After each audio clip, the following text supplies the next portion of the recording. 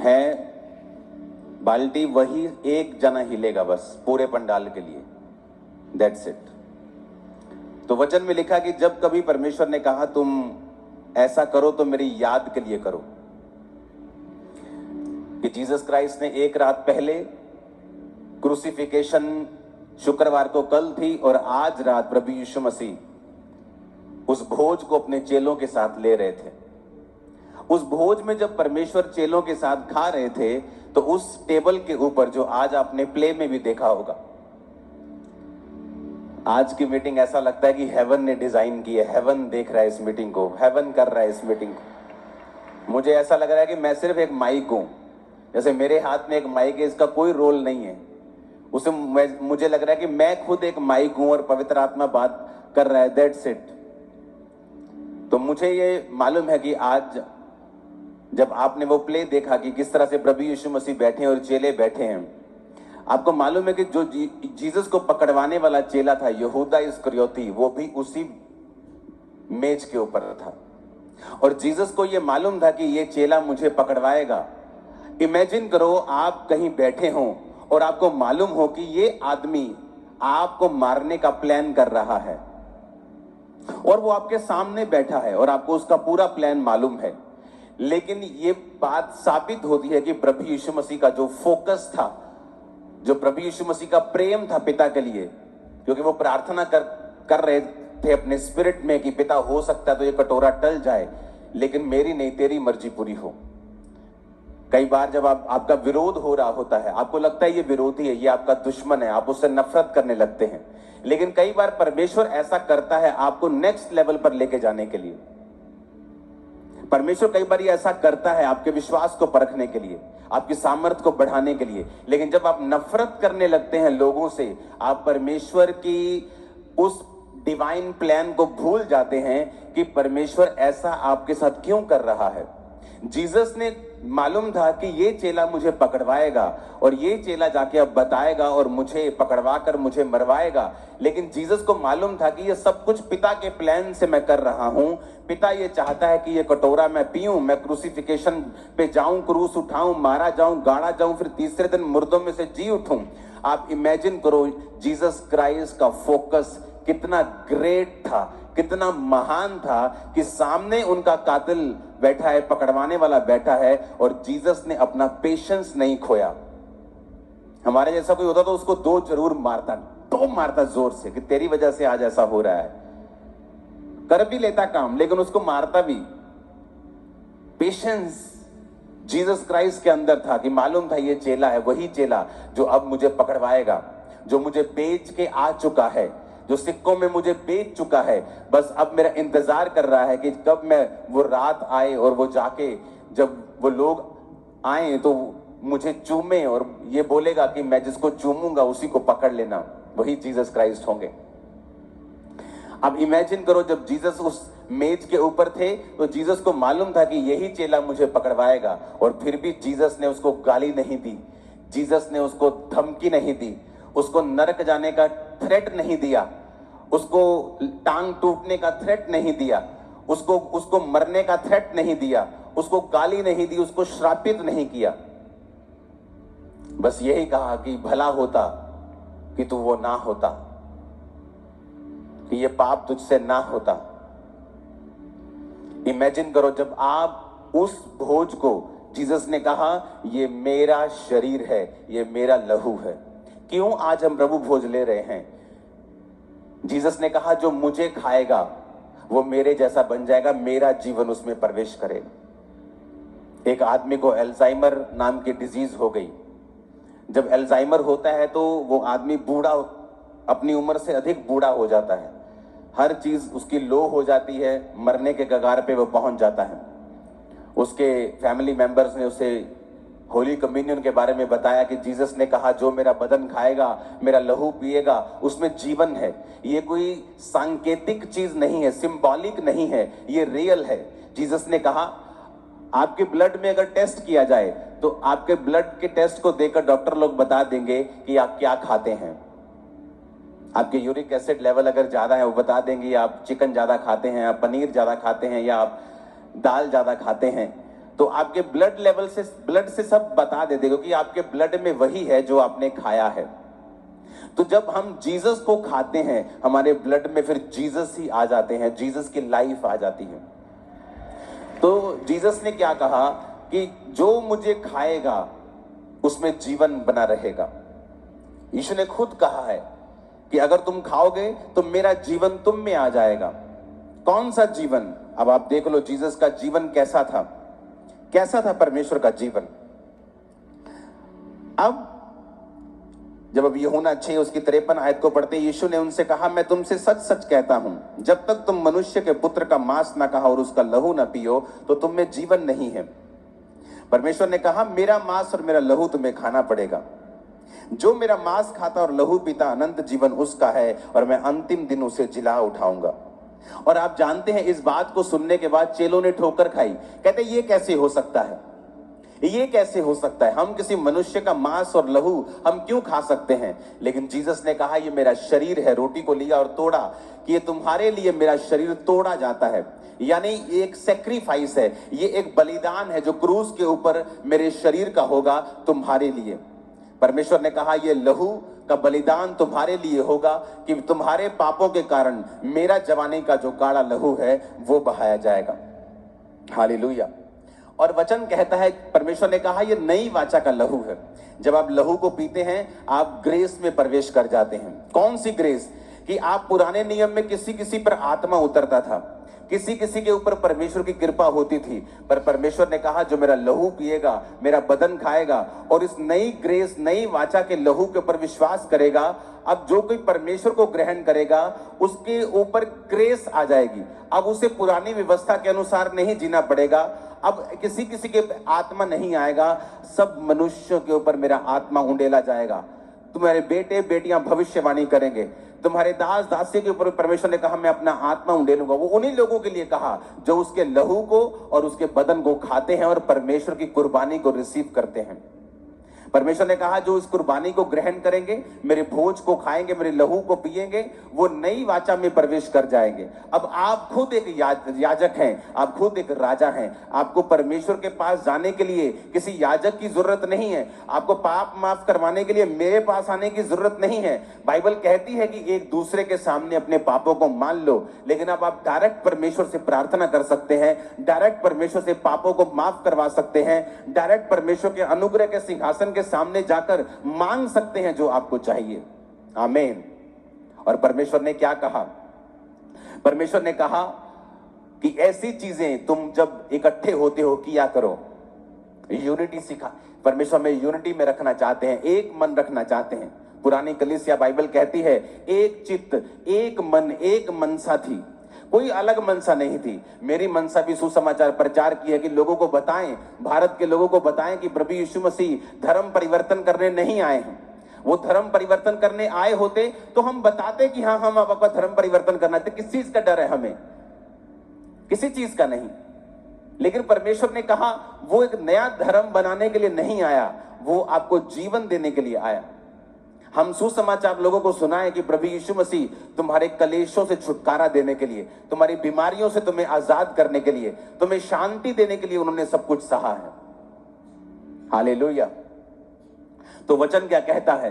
परमेश्वर कहता है, अगर तुम मेरा लहू पियोगे, मेरा मांस खाओगे तो तुम में जीवन बना रहेगा। आज जब हम परमेश्वर के लहू को लेते हैं तो वचन ये भी हमें कहता है, जब हम कुरिन्थिया की उस आयत को फिर से पढ़ते हैं तो उसमें लिखा हुआ है, 26 आयत में लिखा है, पहला कुरिन्थिया 11 उसकी 26, कहता है, जब तुम ये रोटी और कटोरे में से पीते हो, प्रभु की मृत्यु को जब तक वो ना आए प्रचार करते हो। जो कोई अनुचित रीति से प्रभु की रोटी खाए, कटोरे में से पिए, वह प्रभु की देह और लहू का अपराधी ठहरेगा। इसलिए मनुष्य अपने आप को जांच ले कि इस रीति से रोटी में से खाए और कटोरे में से पिए, क्योंकि जो कोई खाते पीते समय प्रभु की देह को ना पहचानेगा, वह अपने खाने और पीने से अपने ऊपर दंड लेके आता है। हालेलुया। यानी जब हम इकट्ठे होते हैं यूनिटी के लिए, हम यूनिटी में आते हैं, हम प्रभु भोज लेने के लिए, हम घरों में भी इसे ले सकते हैं। तो परमेश्वर ने क्या कहा कि तुम अपने आप को जांचोगे, देह को जांचना, जांच कर रोटी खाए। इसका मतलब क्या? कि मैं अपने आप को जांचूं कि क्या मैं सचमुच परमेश्वर की देह से प्यार करता हूं, उसकी देह को मैं खा रहा हूं। आप भी परमेश्वर की देह हैं। जब मैं आपकी बदनामी करता हूं तो एक्चुअल में परमेश्वर की देह की बदनामी करता हूं। जब मैं अपनी आशीष को किसी गरीब विश्वासी को शर्मिंदा करने के लिए इस्तेमाल करता हूं, मैं परमेश्वर की देह की बदनामी करता हूं। तो वचन कहता है तुम अपने ऊपर दंड लेके आओगे और बीमार रहोगे अगर प्रभु की देह को नहीं पहचानोगे। तो वचन कहता है जो कि प्रभु का देह खाएगा और लहू पिएगा उसमें जीवन होगा। यही वचन उसको दिया गया। जब अल्जाइमर नाम की डिजीज उसे हुई, वचन दिया गया कि परमेश्वर चाहता है कि तू चंगा हो। उसने लहू को बहाया, उसने तेरे लिए बदन दिया है। वो बदन और लहू को लेना शुरू हो गया। जब 3 दिन लगातार उसने घर बैठे परमेश्वर का बदन लिया और रोज लहू लिया, घर बैठा रहता था। कोई ऐसे पेशेंट चल नहीं सकते ज्यादा, वो लो होने शुरू होते हैं और मर जाते हैं। तो जब उसने बदन लिया, परमेश्वर ये तेरा शरीर है जो मेरे लिए तोड़ा गया, ये तूने इसीलिए तोड़ा कि मैं शारीरिक रूप से कमजोर ना रहूं। अगर परमेश्वर ने सिर्फ लहू पाप माफ करवाने होते, वो सिर्फ लहू बहाता कि कोई आता और परमेश्वर को मारता कि उसका सारा लहू बह जाता। लेकिन वचन ये कहता है कि उसकी सुंदरता आदमियों के जैसे नहीं रह गई थी जब प्रभु यीशु मसीह को कोड़े मारे गए थे। उसका मुंह, उसकी पीठ, जब 39 कोड़े लगे थे तो एक एक कोड़े से 40-40, 50-50 ग्राम मांस बाहर आता था। तो बाइबल कहती वो पहचान भी नहीं पा रहे थे कि ये वही प्रभु यीशु मसीह है। तो वचन कहता है उसने जानबूझ के उन कोड़ों को खाया ताकि हम शारीरिक रूप से स्वस्थ हो सकें और डिवाइन हीलिंग में चल सकें। जब भी शैतान आपके दिल में डाले कि परमेश्वर की इच्छा नहीं है कि तू चंगा हो, परमेश्वर की इच्छा है कि नए विश्वासियों को परमेश्वर चंगा करता है विश्वास में बनने के लिए, लेकिन पुराने विश्वासियों को वो हीलिंग देने में इतना नहीं सोचना चाहिए। नहीं नहीं नहीं, ऐसा नहीं है, ये शैतान की चाल है।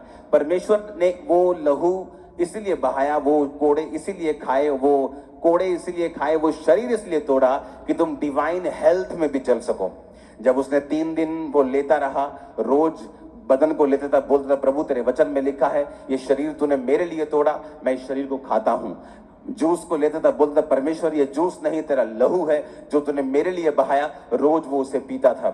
जब चौथे दिन बंदा वो उठा, वो 10 साल जवान था, उसकी बॉडी हील हो चुकी थी, अल्जाइमर जा चुका था, आंखें खुल चुकी थी और विजिबली एक होता है कि आपको हील हो गए लेकिन आप ऊपर से भी चेंज नहीं हुए हो। आपकी चमड़ी वैसी की वैसी, आंखें धसी की धसी हैं, या आपका शारीरिक ढांचा वैसा ही है, आप वैसे चल पड़े हो, आपको फर्क लग रहा है। कहता विजिबली फर्क था, दिखने में फर्क लग रहा था। चमड़ी जवान हो रही थी, आंखें बाहर आ रही थी, जवान लग रहा था, चल रहा था। और वो आदमी पूरी तरह से आज हील हो चुका है, चंगा हो चुका है, ऐसी बीमारी से जिसका इलाज मेडिकल साइंस के पास भी नहीं है। कारण क्या? प्रभु भोज।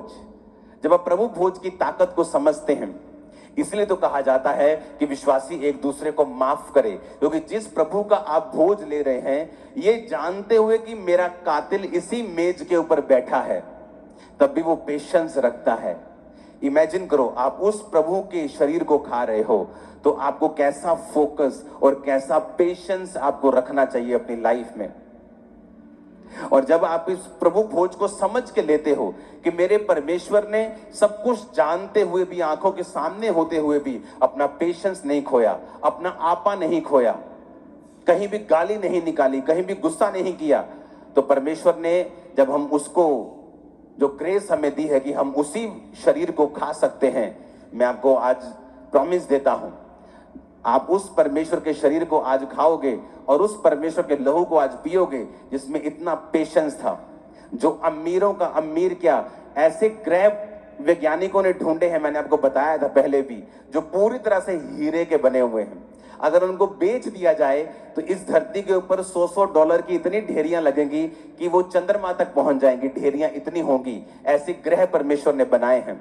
वो इतना अमीर परमेश्वर है, लेकिन एक गरीब घर में जन्म लेता है, एक आम घर में जन्म लेता है, ताकि वो ऐसा ना लोग बोले कि परमेश्वर को क्या मालूम गरीबी क्या होती है, उसको क्या मालूम दुख क्या होता है, शारीरिक पीड़ा क्या होती है, बीमारी की पीड़ा क्या होती है। बाइबल कहती प्रभु यीशु मसीह ने हर वो चीज सही है जो एक आम आदमी सहता है। वो एक गरीब घर में, आम घर में जन्म लेते हैं। वो अपने पिता के साथ काम करते हैं, वही काम जो उनके पिता कारपेंटरी का करते हैं वही जीसस क्राइस्ट करते हैं, वही कोड़े वो खाते हैं, शारीरिक पीड़ा को सहते हैं। मानसिक पीड़ा इतनी थी परमेश्वर को, लोग बोलते हैं कि परमेश्वर को मानसिक पीड़ा कैसे हो सकती है। जानबूझ के यहोवा पिता ने उनको मानसिक पीड़ा से निकाला। क्यों? बाइबल कहती जब परमेश्वर गसमनी के बाग में थे तो वचन कहता है कि प्रभु कह रहे थे पिता हो सकता तो कटोरा टल जाए, और कुछ मूर्ख लोग जिनको बाइबल के बारे में पता नहीं कहते हैं कि ले वो तो आप कह रहे सी परमेश्वर ਨੂੰ ਉਹ ਤਾਂ ਆਪ ਕਹਿੰਦਾ ਫਿਰਦਾ ਸੀ प्रभु जी, वो डरता सी परमेश्वर तक कि ऐसा ना होवे स्लीपी मौत टल जाए। वो पीड़ा के बारे में यीशु मसीह नहीं कह रहे थे। यीशु मसीह इसलिए दुखी नहीं थे कि कल मुझे क्रूस उठाना पड़ेगा, मेरे को मार पड़ेगी। वो इसलिए दुखी थे, वचन कहता है जो काठ पर लटकाया जाएगा वो श्रापित है। वो जो काठ पे लटकाया जाता है वो श्रापित है। जब एक बंदा श्रापित हो जाता है तो वचन कहता है कि यहोवा परमेश्वर इतना पवित्र है कि वो श्रापित को देखता नहीं। तो यीशु मसीह को मालूम था कि कल जब मैं क्रूस पर चढ़ाया जाऊंगा तो कुछ देर के लिए पिता अपनी पीठ फेर लेगा, अपना मुंह मुझसे हटा लेगा और अपनी पीठ मेरी ओर कर लेगा, टल जाए पर मेरी नहीं तेरी इच्छा पूरी हो। लेकिन प्रभु यहोवा ये चाहते थे कि प्रभु यीशु मसीह इस मानसिक पीड़ा से निकले, और वचन कहता है कि जब प्रभु यीशु मसीह इस मानसिक पीड़ा से निकल रहे थे कि पिता हो सकता है तो ये ऐसी चीज हट जाए लेकिन तेरी इच्छा पूरी हो, तो वचन कहता है कि खून उनके माथे में से, उनके बदन में से खून पसीने के साथ इतना स्ट्रेस लेवल हाई था कि वो खून बाहर आ रहा था उनकी चमड़ी में से होकर। इतना स्ट्रेस लेवल जो था परमेश्वर का वो जाहिर हो रहा था कि परमेश्वर इस समय मानसिक पीड़ा में से होकर गुजर रहे हैं। अगले दिन वो शारीरिक पीड़ा से, आत्मिक पीड़ा से होकर गुजरे। उसने सारी पीड़ाएं सही, आम घर में पैदा हुए, गरीबी को देखा, दुखों को देखा, बीमारी को देखा। जब बाइबल कहती है कि उन पर कोड़े बरस रहे थे तो बाइबल कहती है उसकी सुंदरता आदमियों के जैसी नहीं रह गई थी, उसको पेन हो रहा था। हर एक चीज परमेश्वर ने सह ली थी। किसके लिए?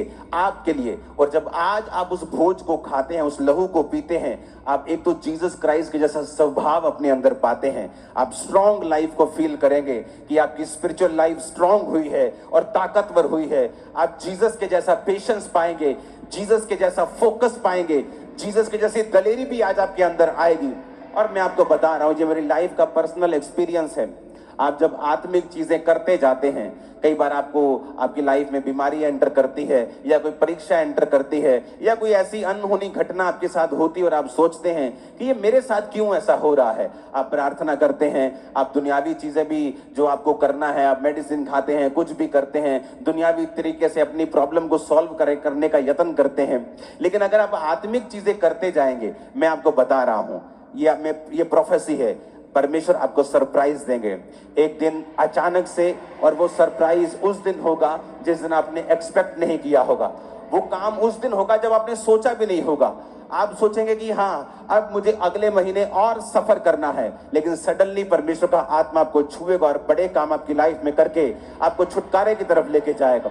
और ऐसा तब होता है जब आप अपनी आत्मिक पोजीशन को छोड़ते नहीं हैं, आप अपनी आत्मिक चीजों को छोड़ते नहीं हैं, आप प्रार्थना करना नहीं छोड़ते हैं, आप बाइबल पढ़ना नहीं छोड़ते, आप पवित्रताई के सिद्धांत को छोड़ते नहीं हैं, आप परमेश्वर के साथ समय को बिताते हैं।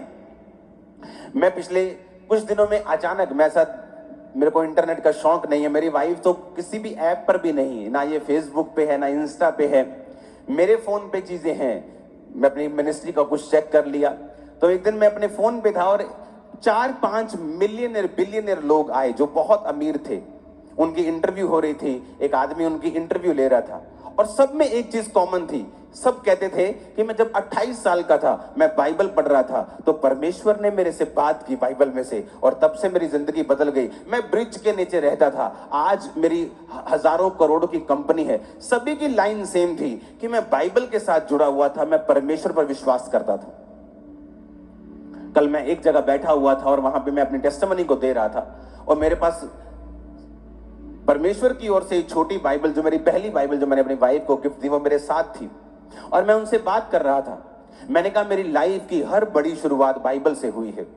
जब मैं मेंटली अपसेट के अटैक से निकल रहा था तो मैं 15 मिनट की प्रार्थना करता था। मुझे अब याद नहीं 15 मिनट में 3 बार करता था, शायद 15 मिनट में 2-3 बार प्रार्थना करता था। और 15 मिनट में भी मैं अपनी घड़ी को, तब दूसरे मोबाइल होते थे टाइम उन पे भी आता था, तो उन पर मैं 15 मिनट में भी 3-4 बार मोबाइल देख लेता था, कितने मिनट हो गए, कितने मिनट हो गए। तो इस तरह से मैं प्रार्थना करता था। और एक दिन जब मुझे अटैक होने लगते थे तो मुझे बाइबल पढ़ता था जब मैं, मेरे अटैक खत्म होते थे, क्योंकि उसका दवाई इलाज नहीं था। आप नशा कर ले, उसका इलाज नहीं था। तो मेरे जीवन में परमेश्वर ने शैतान को भी इस्तेमाल किया। जब मेरे को अटैक होता था दुष्ट आत्मा का, तो मैं बाइबल पढ़ता था और सिर पे अनॉइंटिंग ऑयल लगा के अपनी छत पे चला जाता था, बाइबल पढ़ता था 3-3 घंटे, 6-6 घंटे। उस वजह से मेरे को पूरा नया नियम याद हो गया था। कोई भी विश्वासी अगर मेरे पास आता था, जब मैं पास्टर के पास अपने जाता था और कोई विश्वासी किसी के पास विजिट होती थी, तो मेरे को बाइबल रटी हुई थी, वो कोई भी चीज बोलता था तो मैं झट से बाइबल निकाल लेता था कि तेरे बारे में परमेश्वर का वचन ये कहता है।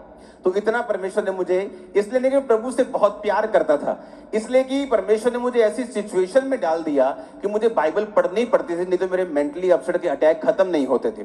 तो उनमें मैंने क्या सीखा, एक दिन मैं जब बाइबल पढ़ रहा था तो परमेश्वर का वचन आया, हे मेरे प्रिय भाइयों, हियाव बांधो, दृढ़ रहो, क्योंकि तुम जानते हो कि मसीह में की गई मेहनत व्यर्थ नहीं।